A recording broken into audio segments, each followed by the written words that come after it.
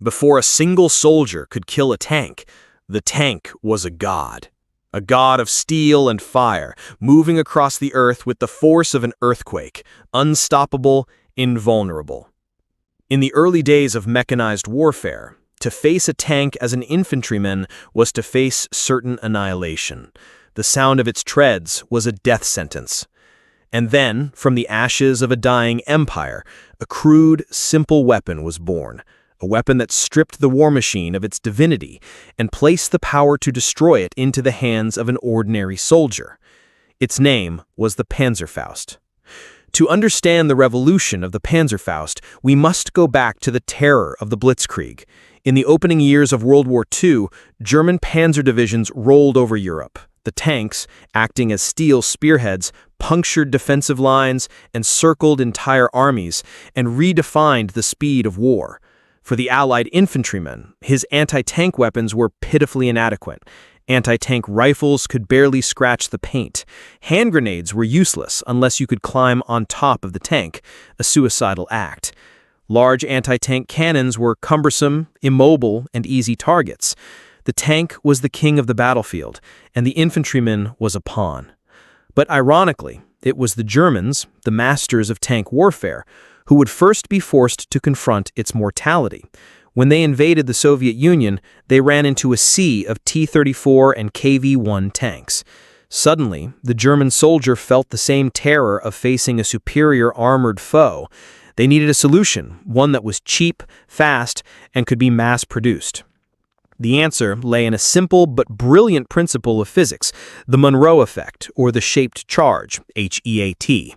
Instead of trying to punch through armor with raw kinetic energy, a heat warhead uses a precisely shaped explosion to create a hypervelocity jet of molten metal, traveling at thousands of meters per second. This jet doesn't melt through the armor, it punches through steel, like a hot needle through butter, spraying molten metal and spall into the crew compartment, killing the crew and detonating ammunition. It was a magic bullet. The Germans miniaturized this technology and put it into a weapon so simple it was almost primitive, the Panzerfaust, or armor fist.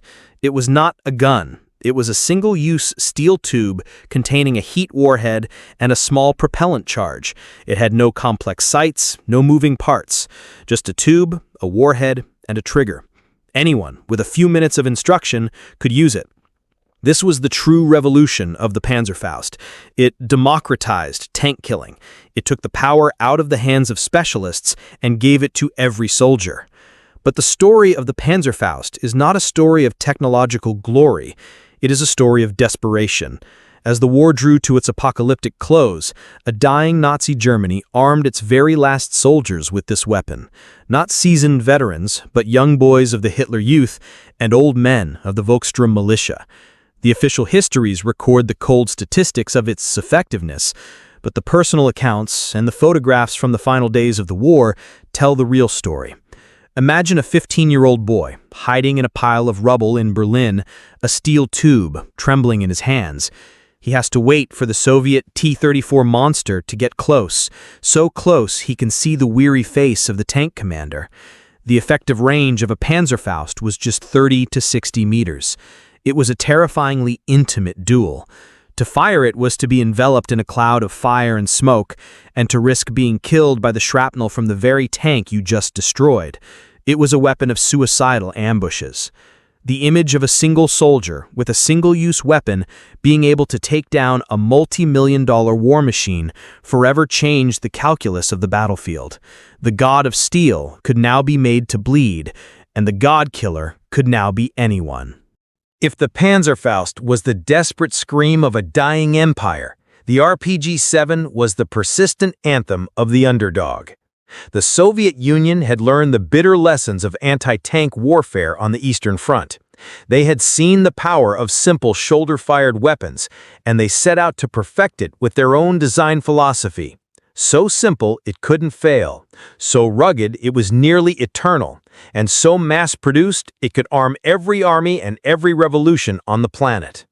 The RPG-7, or Ruchnoi Protivotankovoi Granatomiat, was more than just a weapon. It became a symbol, a flag forged in steel, carried on the shoulders of guerrillas and insurgents from the jungles of Vietnam to the mountains of Afghanistan. Introduced in 1961, the RPG-7 was the logical evolution of the World War II designs, but it had key improvements that made it a legend. Unlike the disposable Panzerfaust, the RPG-7 featured a reusable launcher. A soldier could carry a variety of different rounds, turning him into a battlefield multi-tool. It had standard heat rounds for tanks, fragmentation rounds for infantry, and even thermobaric rounds for destroying fortifications. Most importantly, it used a clever two-stage launch system.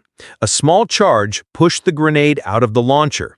After traveling a safe distance, a rocket motor on the grenade itself would ignite, boosting it to a much higher velocity and a much longer range than the Panzerfaust. This increased its effective range to several hundred meters, allowing the soldier to engage from a much safer distance. But the true genius of the RPG-7 was not its technology, but its accessibility. It was incredibly cheap to produce and incredibly easy to use. A soldier could be trained to use it effectively in a matter of hours. Its reliability was legendary. It would function in the mud, in the sand, in the snow. This combination of power, simplicity, and affordability made the RPG-7 the weapon of choice for smaller nations and insurgent movements across the globe. It became the weapon of the weak against the strong, the great equalizer. The history of the second half of the 20th century is written in the smoke of the RPG-7. In the Vietnam War, it became the nemesis of American armored vehicle and helicopter crews. Official U.S. military records are filled with reports of Viet Cong ambushes where nearly invisible jungle fighters used the RPG-7 to turn M113 armored personnel carriers into burning coffins. A single well-aimed shot to the engine or troop compartment of a low-flying Huey was catastrophic. It forced superpowers to change their tactics, to learn to respect the threat posed by a single infantryman. In Afghanistan, the Mujahideen fighters called it their shoulder-fired cannon, using it to decimate Soviet tank and armored columns in the high mountain passes. Once again, a guerrilla army with simple weapons was able to hold at bay and inflict devastating losses on a modern, mechanized army. The iconic image of a Mujahideen fighter with an RPG-7 slung over his shoulder became the symbol of Afghan resistance. The RPG-7 didn't just destroy tanks, it destroyed the myth of technological invincibility. It proved that the will to fight, combined with a good enough weapon, could still challenge the most powerful armies in the world. It is the ghost of asymmetric warfare, a legacy that continues to echo on battlefields today. For decades, the arms race between the tank and the tank killer was a deadly dance of evolution. As the RPG-7 and first-generation guided missiles became common, tank armor adapted. Designers created composite armor, a layered sandwich of ceramics, metals, and plastics that could dissipate the energy of a heat jet. Then came explosive reactive armor, ERA, explosive bricks on the outside of the tank designed to detonate outwards when hit, disrupting the molten jet before it could penetrate the main armor. For a time, the balance of power swung back to the tank. The infantryman was once again outmatched.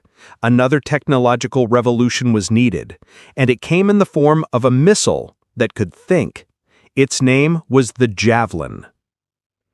Developed by the United States in the late 1980s and fielded in the mid-1990s, the FGM-148 Javelin represented a quantum leap in anti-tank philosophy.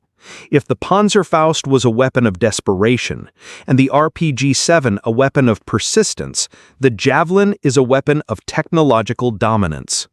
It was designed to solve the two biggest problems faced by the anti-tank soldier: the survivability of the operator and the ever-thickening armor of the tank, and it solved them with genius. The Javelin's first revolution was its attack profile.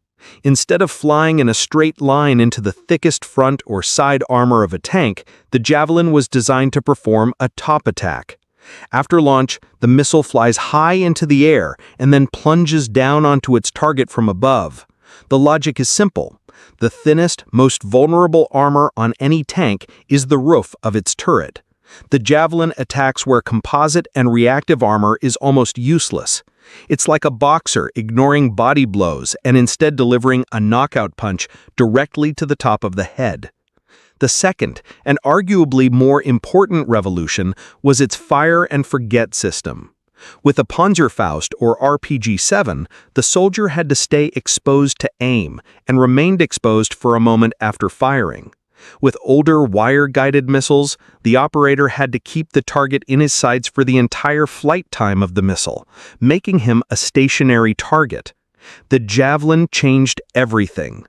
The operator uses a sophisticated command launch unit, CLU, to acquire the target with a thermal imager. Once the missile has memorized the target's picture, the operator simply pulls the trigger. The missile flies to the target on its own, using its own onboard imaging processor. Immediately after launch, the soldier can discard the empty tube and move to a new concealed position. They don't need to see the missile hit, they just have to trust the technology. This completely transformed the survivability of the anti-tank infantrymen. For years, the Javelin was a high-tech, expensive weapon used in the conflicts in Iraq and Afghanistan. But its global legacy was forged in the fields of Ukraine in 2022. As massive columns of Russian tanks rolled into the country, videos of Javelin strikes went viral. The thermal footage, filmed through the CLU itself, showed Russian tanks being locked and then simply disappearing in a top-down ball of fire. The Javelin, along with similar weapons, became the symbol of Ukrainian resistance. It became Saint Javelin, an internet meme and an icon of hope. The official histories will record the grand strategies and the major battles, but it was these videos that told the story at a human level, of a defending soldier armed with a superior weapon being able to stop a mechanized invasion in its tracks. It proved once again that the balance of power between infantry and armor is never fixed. From the desperate fist of the Panzerfaust to the global persistence of the RPG-7, and now to the cold intelligence of the Javelin, the story of the anti-tank weapon is a never-ending cycle of innovation driven by the most fundamental need of all, the need for a single soldier to be able to face the god of steel and win.